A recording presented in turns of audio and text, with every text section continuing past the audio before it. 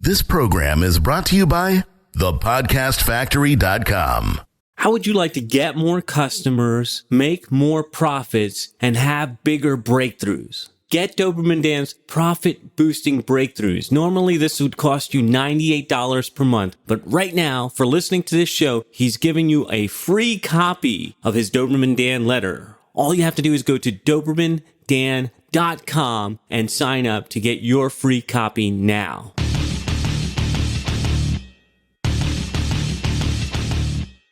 Prepare yourself for the uncensored, nothing held back, no BS reality of how business and life really work. Doberman Dan is off the chain.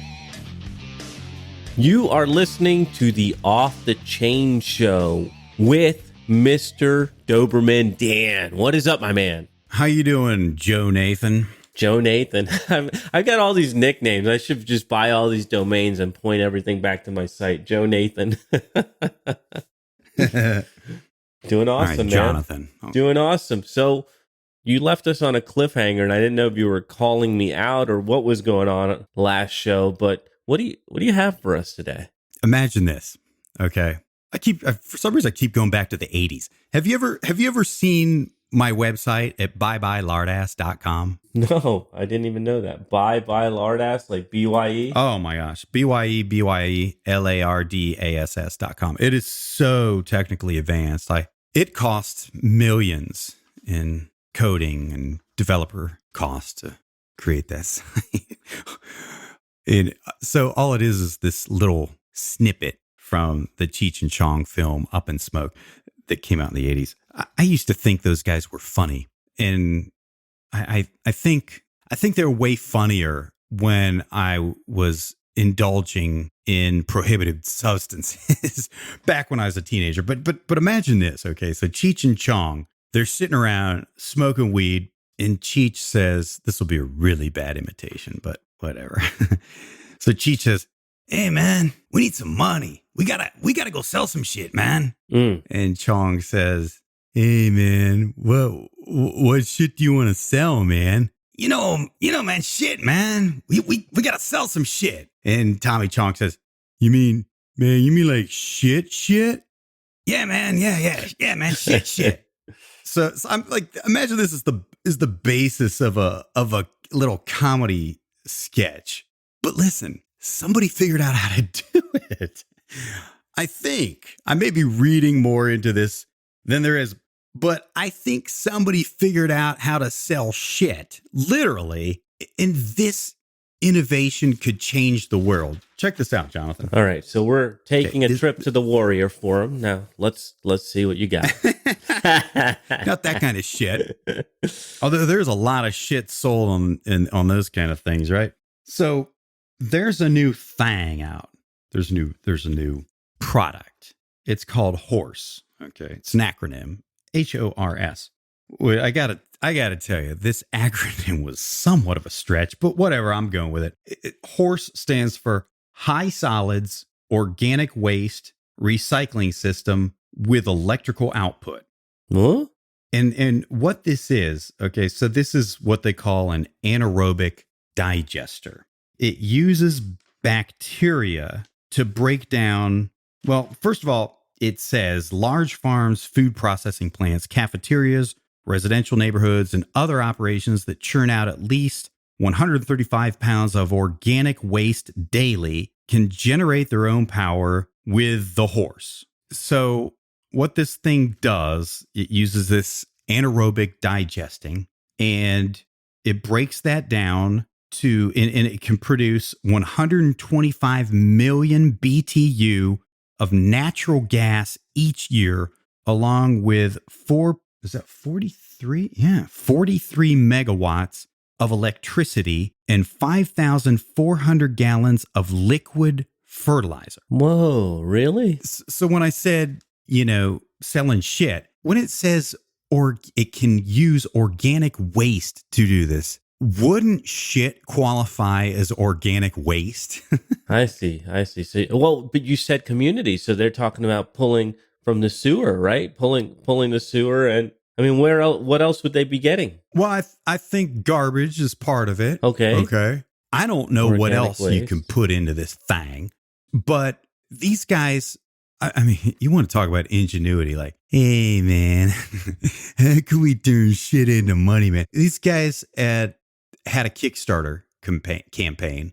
And so they demonstrated this commercial version of this doohickey that they got. And I guess it costs $43,000 to make this thing. It's a 130 square foot unit. It says it slides off a truck, doesn't have to be plugged into an electrical outlet, stores about 175 cubic feet of waste, and even has valves to connect ovens, barbecue grills, and electric lights. Owners can create a new revenue stream by selling the fertilizer while they cut back their garbage bills. So I think this is like a textbook example of the ingenuity of the entrepreneur. Hey, man, let's turn garbage and shit into money. I love this stuff, this kind of outside the box thinking. And I imagine, like, if we're talking about being environmentally responsible, this is a pretty kick-ass deal. Help people generate energy with waste, organic waste, which again, I haven't confirmed if they consider, manure, organic waste, but I mean, in my mind, that's what it is. And be environmentally responsible too, of an environmentally responsible entrepreneur. Pretty cool, huh? Yeah.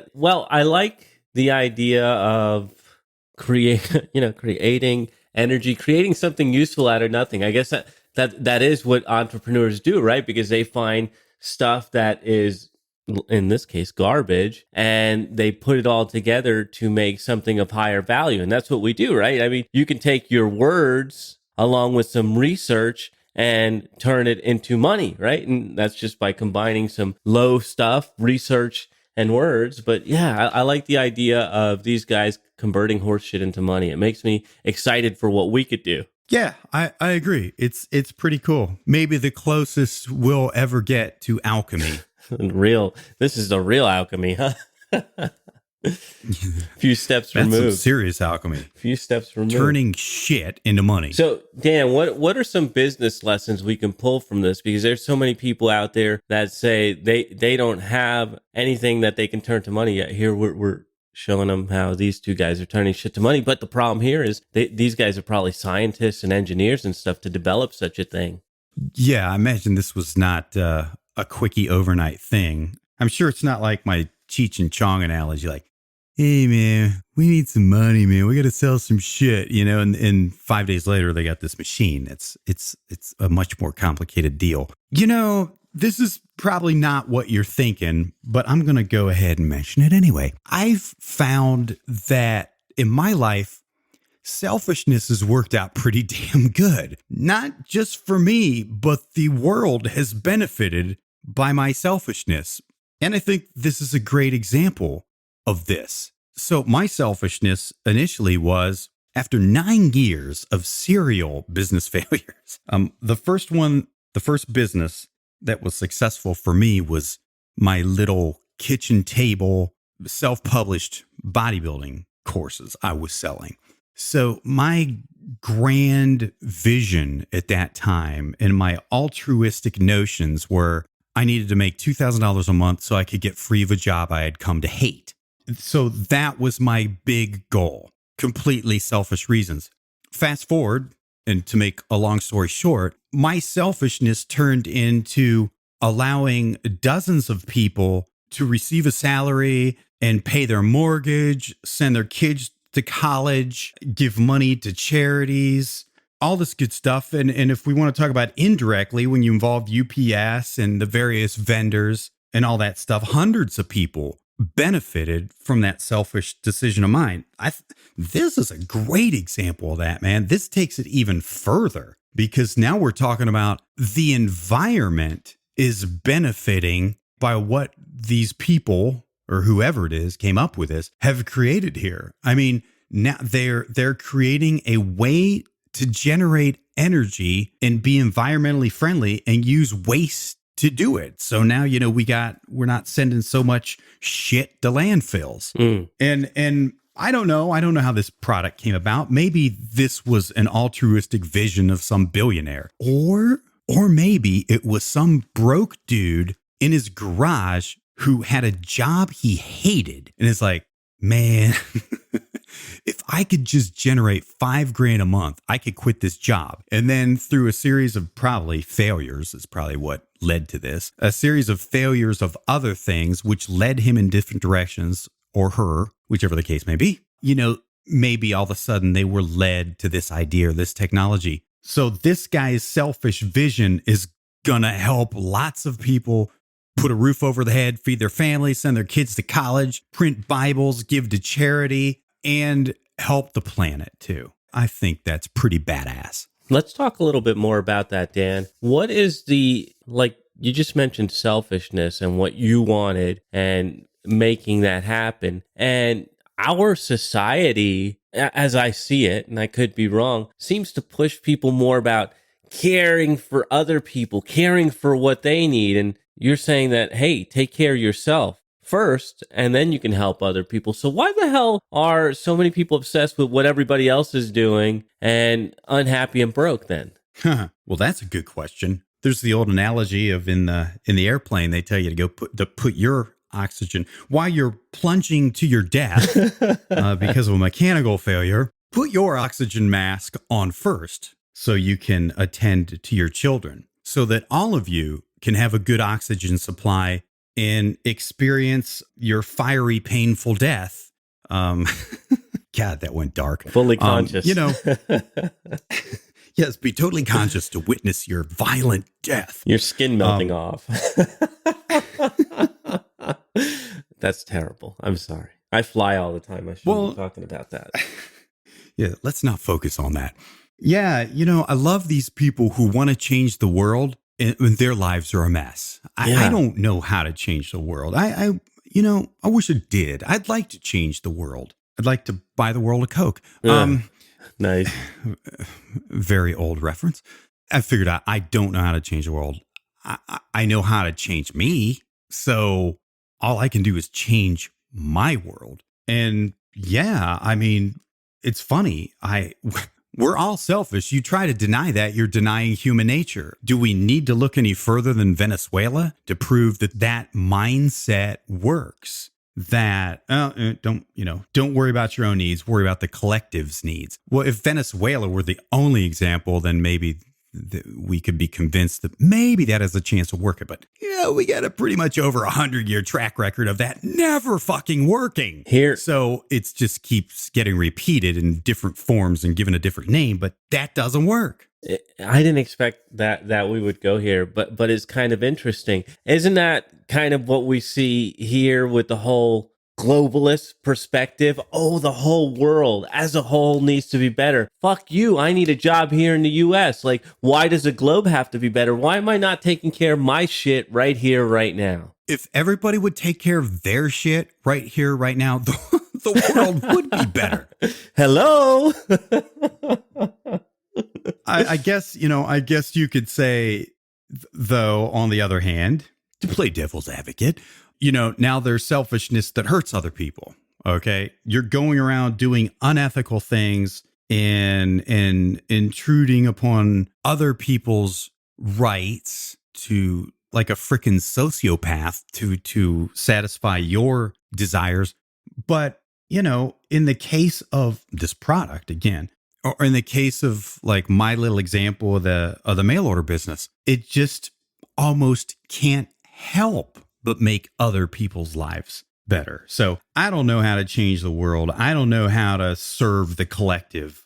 I only know how to change my world. And, it was a couple weeks ago, we talked about the collective consciousness. Okay. How in the world can I create a collective consciousness? The collective consciousness in this country is this, and I'm going to change it. I can't do that. If I had magic powers like that, we wouldn't be having this conversation right now, because I'd be living on my own planet, I guess.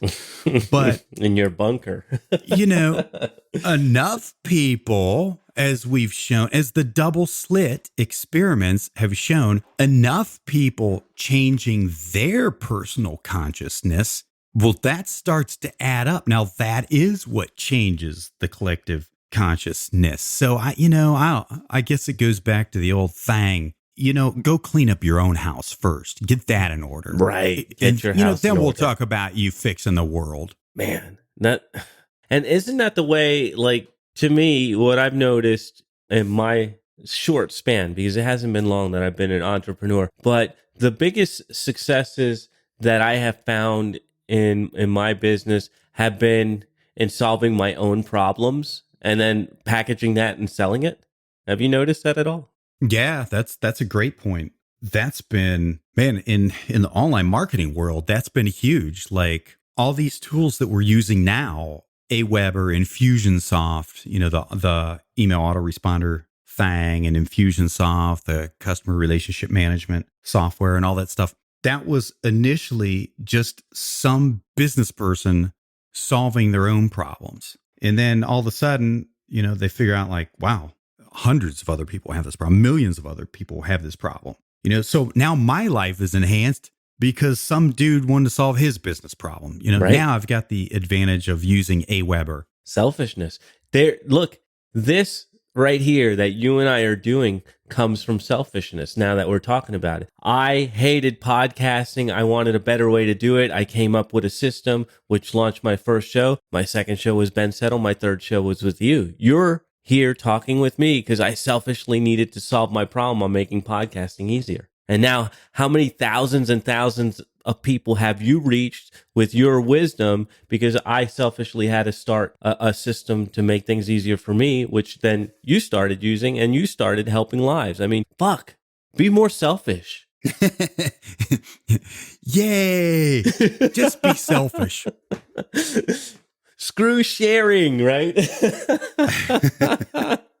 I like I want to go down that idea a little bit more in the future. I like the idea that you're saying here, be more selfish. I like that message. What's the book title by Ayn Rand? Something selfishness. She's got a book title with that. The something of selfishness. Or maybe my foggy memory is imagining that. But this was her philosophy too, that, the selfishness, your original or initial intentions may be based upon selfishness. You just want to solve your own problem, whatever that problem is. Lack of money so you can go buy more weed and hang out with Cheech and Chong or whatever. But what you have to do to create that money benefits others, even if you have no intention of that. I like it.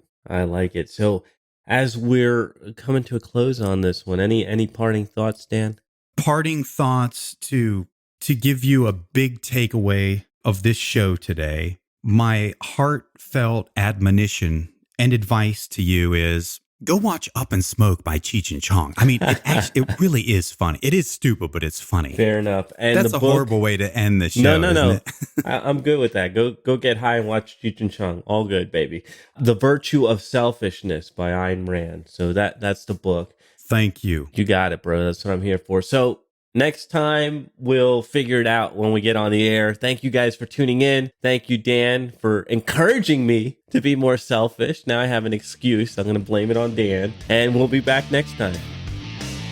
Thanks for listening. And remember, if you want to create rivers of revenue from your existing customers, then the next thing you need to do is go to DobermanDan.com. He's given away a free copy of his $98 per month Doberman Dan letter just for listening to the show. Go to DobermanDan.com now and sign up for your free issue. This is the podcastfactory.com.